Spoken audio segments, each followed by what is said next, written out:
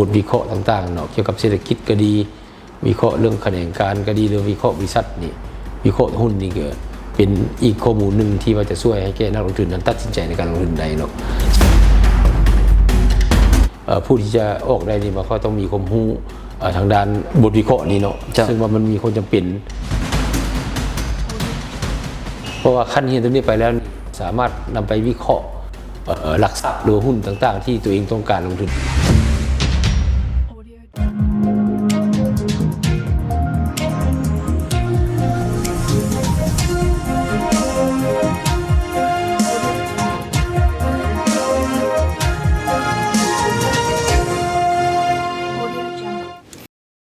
สบายดีท่านผู้ชมขอต้อนรับท่านเข้าสู่รายการ Podcast by LCO ของพวกเราในมื้อนี้ซึ่งว่าในมื้อนี้เองทั้งรายการของพวกเรานี่จะมานำเสนอให้บรรดาท่านได้ทราบเกี่ยวข้องกับความหมายความสำคัญของการสร้างบุคลากรเพื่อป้อนเขาในการพัฒนาเวียกงานตลาดทุนก็คือนักวิชาชีพธุรกิจหลักทรัพย์บรรดาท่านอาจจะเคยเห็นก่อนจะเข้าไป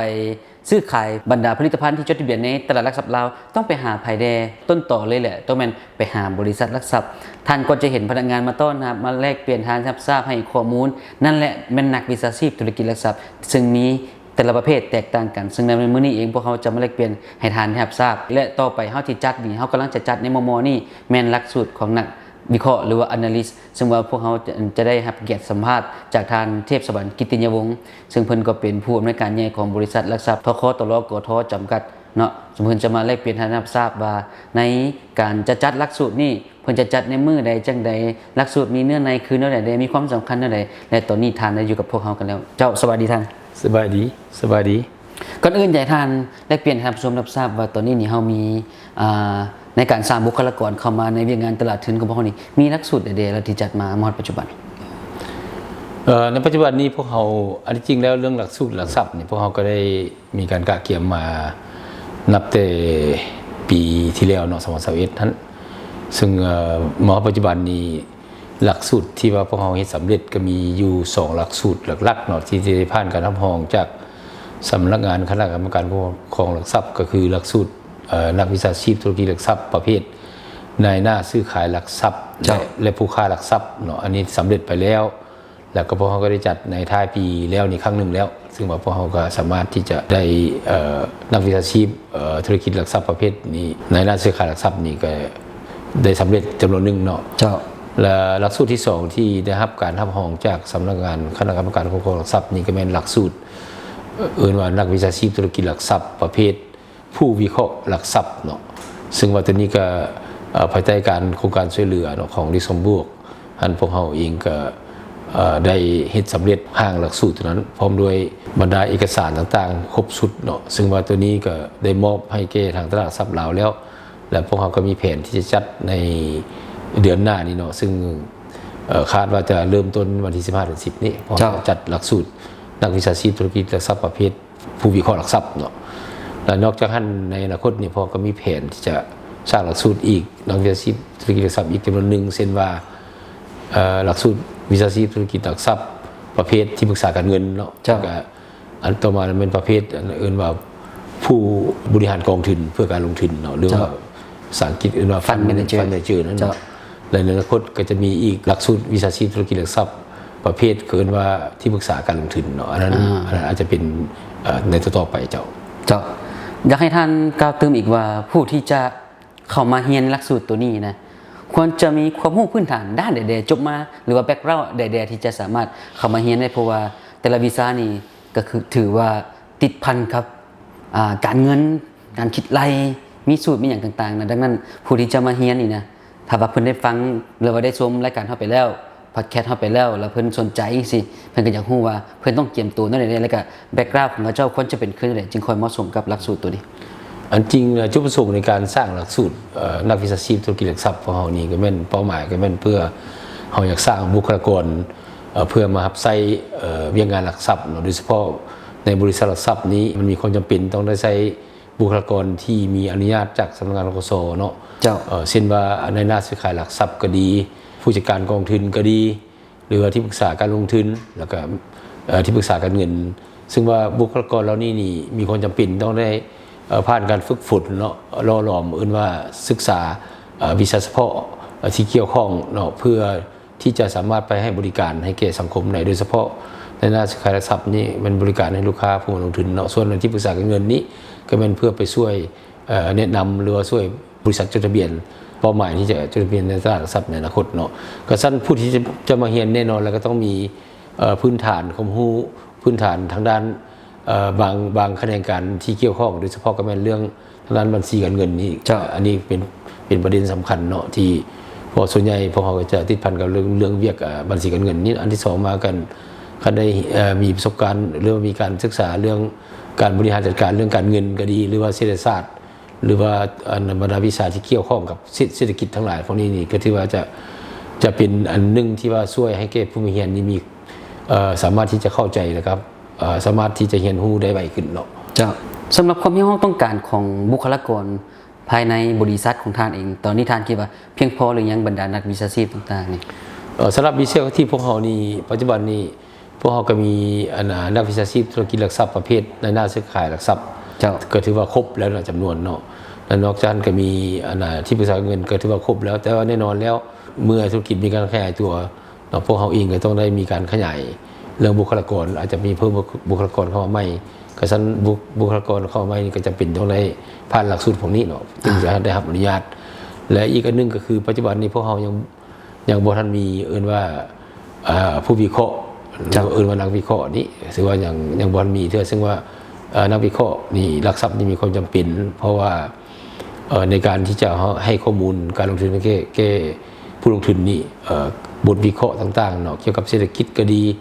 วิเคราะห์เรื่องคะแนนการก็ดีหรือวิเคราะห์บริษัทนี่วิเคราะห์หุ้นนี่ก็เป็นอีกข้อมูลหนึ่งที่ว่าจะช่วยให้แก่นักลงทุนนั้นตัดสินใจในการลงทุนได้เนาะฉะนั้นพวกเขาจำเป็นต้องได้สร้างบุคลากรที่ติดพันกับเรื่องการออกบทวิเคราะห์นี้เนาะซึ่งว่าวิชาการที่พวกเขาก็ยังจำเป็นอยู่นอกจากนั้นก็แม่น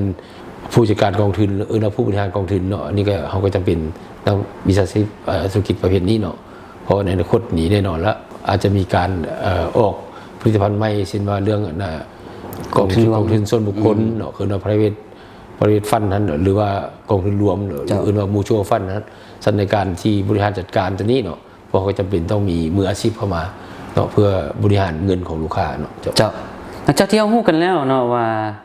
มันสำคัญขึ้นเท่าไหร่แต่ละหลักสูตรสำหรับหลักสูตรอะไรที่สุดนี่มันมีวิชาใดๆที่ท่านอยากเน้นนักให้ผู้ที่จะมาเป้าหมายเข้ามาเรียนในหลักสูตรนี่ต้องได้เตรียมความพร้อมนั่นแหละเพราะว่าแต่ละวิชานี่แน่นอนเลยว่าบ่ง่ายแน่นอนแม่นบ่ทันหลักสูตรนักวิชาชีพธุรกิจทรัพย์ประเภทวิเคราะห์นี่นักวิเคราะห์นี่มันเป้าหมายก็มันเพื่อเฮาจะได้บุคลากรที่สามารถจะมาสร้างเป็นบทวิเคราะห์หลักทรัพย์เนาะเพื่อเผยแพร่เนาะเพื่อให้ลูกค้าในการตัดสินใจในการลงทุนเนาะซึ่งในการที่จะออกบทวิเคราะห์พวกนี้ได้นี่ผู้ที่จะออกได้นี่มันก็ต้องมีความรู้ทางด้านบทวิเคราะห์นี้เนาะซึ่งว่ามันมีความจำเป็น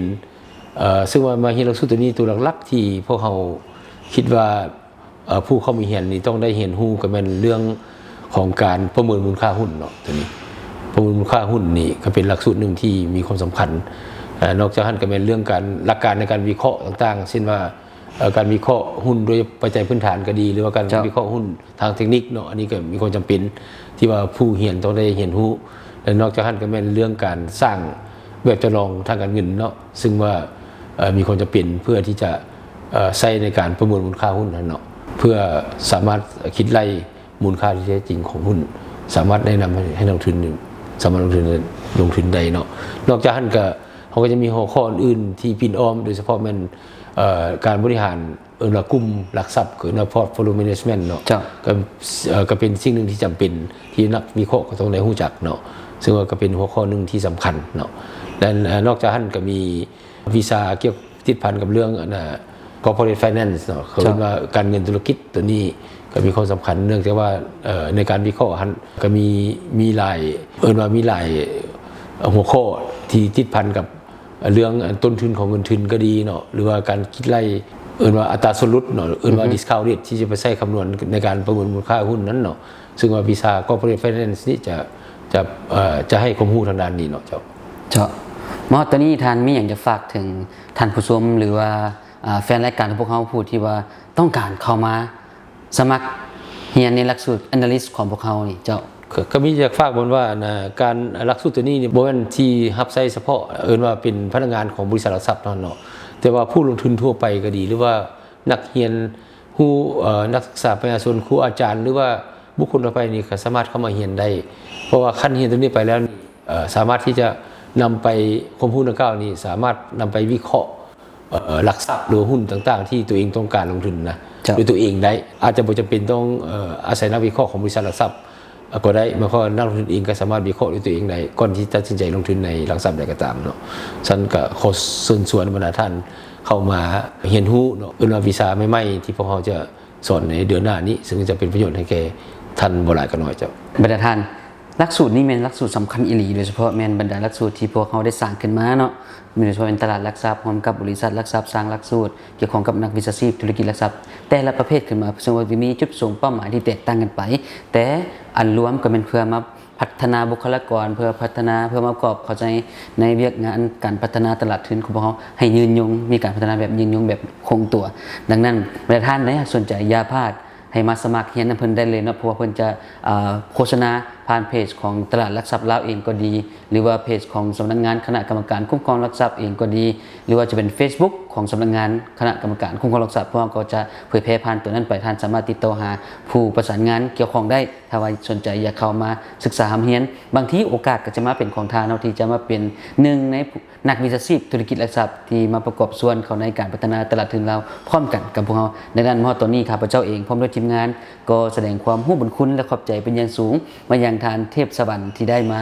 เสียสละเวลาของทานนั้นมาโอ้ล้มมาแลกเปลี่ยนให้ทราบเกี่ยวข้องกับความหมายความสำคัญและแต่ละวิชาที่ติดพันกับบรรดาหลักสูตรที่ติดพันกับนักวิชาชีพธุรกิจหลักทรัพย์ในมื้อนี้เจ้าขอบใจหลายๆเจ้าขอบใจเลยท่านผู้ชมนี่ก็แมนพอดแคสต์ของมื้อนี้เนาะที่ว่าทางพวกเราได้มานำเสนอให้ประธานได้ทราบได้มีความรู้ความเข้าใจเกี่ยวข้องกับหลักสูตรที่ว่าสร้างนักวิชาชีพธุรกิจหลักทรัพย์เพื่อป้อนเขาในเวียกงานพัฒนาตลาดทุนของสปป.ลาวของเฮาซึ่งว่าหัวข้อต่อไปในโอกาสหน้านั้นจะเป็นหัวข้อใดท่านสามารถติดตามรับชมรายการของพวกเราได้ Podcast by LSCO มอดตัวนี้ข้าพเจ้าสุริยามือวิเศษขอกล่าวคำว่าสบายดี